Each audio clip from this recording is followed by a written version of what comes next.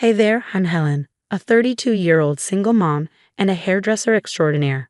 I'm just walking through the front door of my childhood home, luggage in tow, feeling pretty darn good about myself. I just got back early from this killer hairstyling convention in the city, and my head is buzzing with new techniques and trends. I'm so ready to wow my clients back at the salon. Ethan, honey, I'm home. I call out, expecting to hear the familiar sound of my 8-year-old's feet pounding the floor as he runs to greet me. But instead, nothing. The house is oddly quiet. I head upstairs, figuring maybe he's in his room, deep into some game or book. But when I push open his door, I stop in my tracks, my jaw nearly hitting the floor. What in the world? I gasp. Ethan's room, the one with the rocket ship bedspread and the glow-in-the-dark stars on the ceiling, is gone. In its place is a swanky home office setup, a massive desk, a sleek leather chair, even some fancy filing cabinets. Mom, I shout, my voice echoing through the house. Ethan? I race downstairs, my heart pounding. That's when I spot him, curled up on the pull-out couch in the living room, fast asleep. Helen, is that you? My mom, Linda, pops her head out from the kitchen, smiling like everything's fine. You're home early. Mom, what's going on? Where's Ethan's room? Oh, we had to make some changes. Come meet Greg. She says it so casually, as if moving my son out of his room isn't a big deal. And right on cue, in walks a tall guy with salt and pepper hair, all smiles and firm handshakes. You must be Helen. I've heard so much about you, he says, extending a hand. And you are? I ask, my eyes narrowing. This is Greg, my boyfriend, Mom gushes. He's a financial consultant and needed a home office for his work-from-home job. I feel like I've stepped into the Twilight Zone. So you just got rid of Ethan's room. Now, Helen, Mom starts, her tone shifting to something patronizing. Don't be dramatic. Ethan doesn't mind sleeping on the pullout. It's like camping. Camping? In his own home? I can feel my temper rising. Mom, you can't just make decisions like this without talking to me first. Helen dear, she says, her voice dripping with false sweetness. I don't need your permission. This is my house, and I'll do what I want with it. I look between Mom and Greg, who's standing there with a smug little grin, and then back to Ethan, still sleeping on that cramped couch. Something inside me snaps. This is Ethan's home too, I say, my voice low but firm, and mine. You can't just uproot our lives for some stranger. That's enough, Mom snaps back. Greg is not a stranger. He's part of this family now, and you will treat him with respect. I take a deep breath, trying to calm the storm brewing inside me. We'll see about that. It's been a week since Greg moved in, and something about him is setting off alarm bells. Last night, I was heading to the kitchen for a late-night snack when I overheard Mom and Greg talking in hushed tones. But Linda, honey, this investment is a sure thing, Greg was saying. We just need a little more capital to get started. Mom sounded worried. I don't know, Greg. We're already stretched pretty thin. I froze, my hand hovering over the doorknob. What investment? And why did Mom sound so uneasy? The next morning, I corner her while she was making coffee. Hey, is everything okay? You seemed stressed last night. She plastered on a fake smile. Oh, just grown-up stuff, Helen. Nothing for you to worry about. But I wasn't going to let this guy ruin our lives. I couldn't shake the feeling that something was seriously wrong. I started paying closer attention to Greg's every move. The way he sweet-talked Mom into buying him expensive suits and gadgets for his business meetings. One afternoon, while Greg was out, I decided to sneak into his new office, Ethan's old room. As soon as I saw the bank statement lying on the desk, my blood ran cold. It was Ethan's college fund account, and the balance was way lower than it should have been. Mom, I shouted, storming into the living room. What happened to Ethan's college money? She looked up at me, wide-eyed, like a deer caught in headlights. Helen, I had to borrow some. Greg's business venture needed a little boost. I couldn't believe what I was hearing. You're kidding, right? That's Ethan's future. Right then, Greg waltzed in, perfectly timed. What's all the commotion about? I spun on him, anger burning in my chest. You tell me, Greg. What exactly are you doing with my son's college fund? He had the nerve to look offended. Now, Helen, I don't appreciate your tone. Your mother and I are making smart investments for all of our futures. Smart investments? Like what? Your fancy watch? Your new car? Greg's expression darkened. You don't understand business, Helen. Sometimes you have to spend money to make money. Helen, that's enough, Mom snapped, suddenly standing by Greg's side. Greg knows what he's doing. If you can't be supportive, maybe you should find somewhere else to live. I stared at her stunned. Are you serious? You'd kick out your own daughter and grandson. Mom looked torn, but Greg quickly put his arm around her. Linda, sweetheart, maybe Helen just needs some time to cool off and think about her attitude. I stormed out of the room, my mind racing. This was worse than I thought. Greg had Mom wrapped around his finger, and he was bleeding us dry. I knew I needed help. Grabbing my phone, I dialed my best friend, Sarah. Sarah? It's Helen. Remember when you said you owed me for fixing that disastrous perm? Well, I'm calling in that favor. I need you to dig up everything you can on a guy named Gregory Walters. And I mean everything. Sarah's voice immediately grew concerned. Helen, what's going on? I took a deep breath.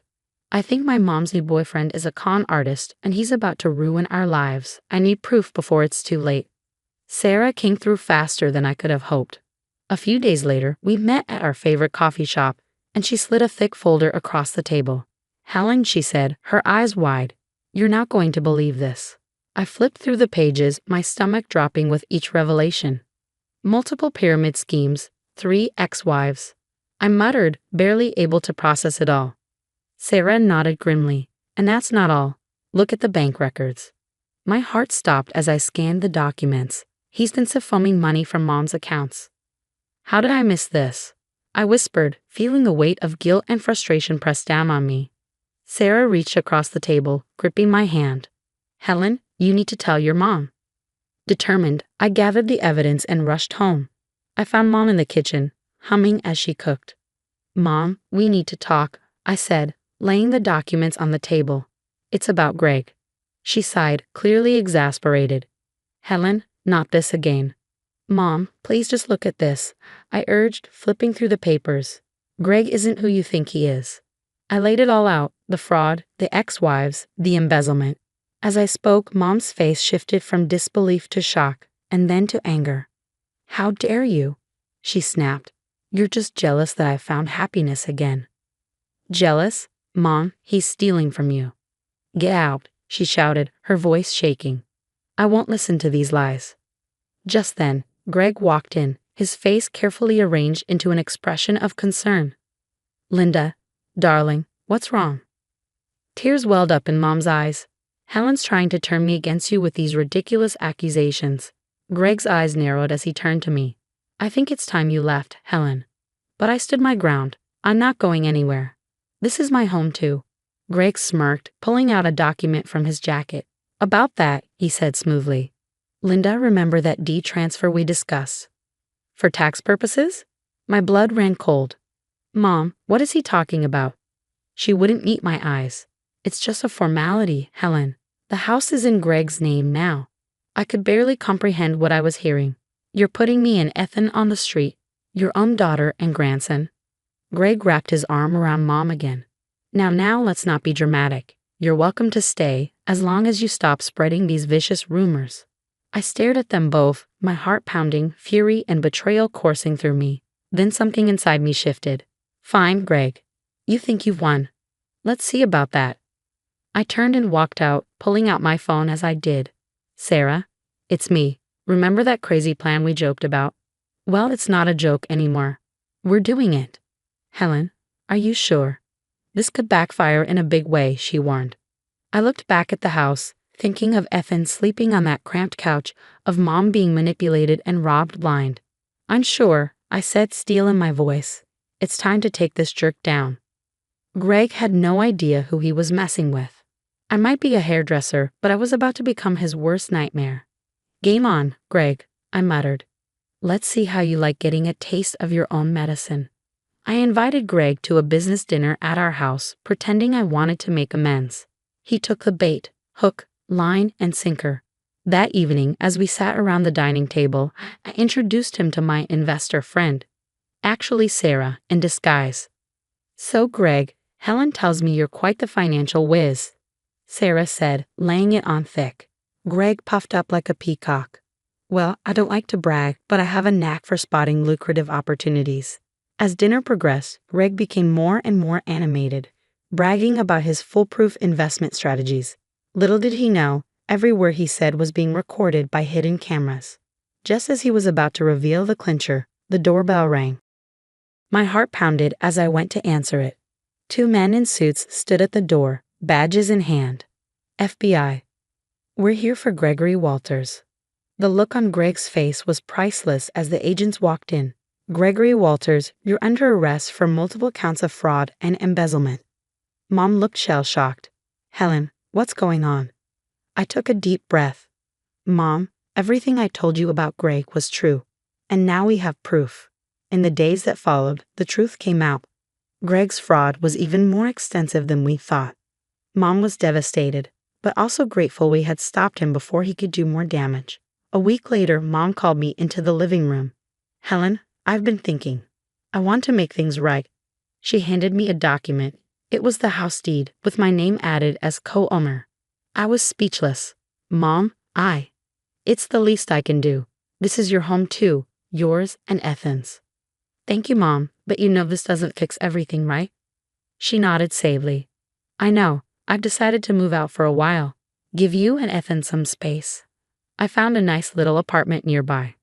That evening, Ethan and I stood in his old room, now no longer a home office, but a blank slate. What do you think, kiddo? Ready to redecorate? Ethan's eyes lit up. Can I have a superhero theme? I laughed, ruffling his hair. Anything you want, baby. As I tucked Ethan into his own bed that night, no more pull-out couch, I couldn't help but smile. We'd been through hell, but we'd come out stronger. Now that you've heard my story, I've got a question for you. How far would you go to protect your family from a manipulative person? Even if it meant going against your own parents' wishes, would you risk everything like I did, or would you handle it differently? Share your thoughts in the comments below. Your experiences and opinions matter, and they might help someone else facing a similar situation. If you enjoyed this wild ride, don't forget to hit that like button and subscribe to the channel for more real-life drama and stories of triumph over toxic people. Your support means the world to me and helps me continue sharing these important stories. Thanks for listening, and remember, sometimes you've got to fight fire with fire to protect what's yours.